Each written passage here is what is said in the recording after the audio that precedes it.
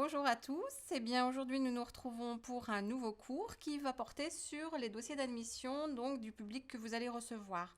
En fonction donc du lieu où vous allez travailler, que ce soit dans le social, le médico-social ou le sanitaire, vous aurez toujours des dossiers à compléter, soit à créer, soit à ajuster en fonction, bien entendu, si la personne est déjà venue ou pas.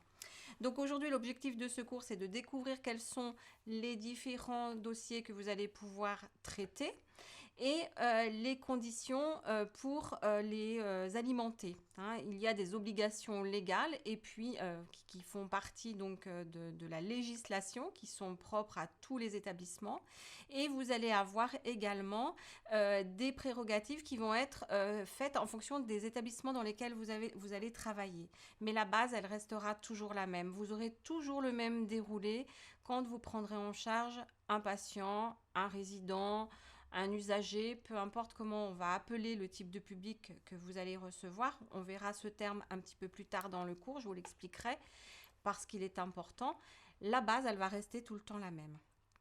Donc l'objectif d'aujourd'hui, c'est de savoir comment compléter un dossier, quelles informations j'y apporte, quand est-ce que je le crée, quand est-ce que je l'alimente simplement et comment je m'y prends.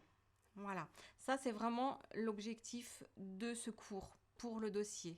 Donc rappelez-vous bien, il y a les obligations légales, c'est-à-dire qui vont être alimentées et données par les tutelles, les organismes de tutelle. Vous vous souvenez, vous avez déjà dû voir les cours sur les institutions sanitaires et sociales.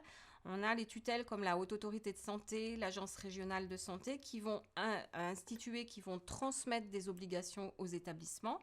Et puis, on a les organisations internes des établissements qui adaptent leur dossier en fonction de ce qu'ils souhaitent faire dans leur établissement.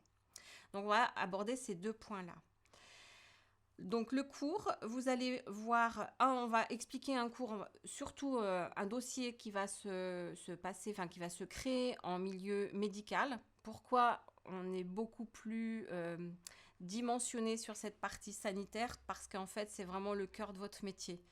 On vous appelle secrétaire assistante médico-sociale, mais votre titre va vraiment porter sur le médical, puisque c'est souvent ce qui est traité et les sujets du titre portent sur le médical. D'autre part, il a une partie très protocolée, très encadrée. Pourquoi? Parce qu'il y a un risque sanitaire. Quand on va à l'hôpital se faire soigner, on a plus de risques que quand on va au centre social. Donc en fait, il y a une législation qui est beaucoup plus pointue.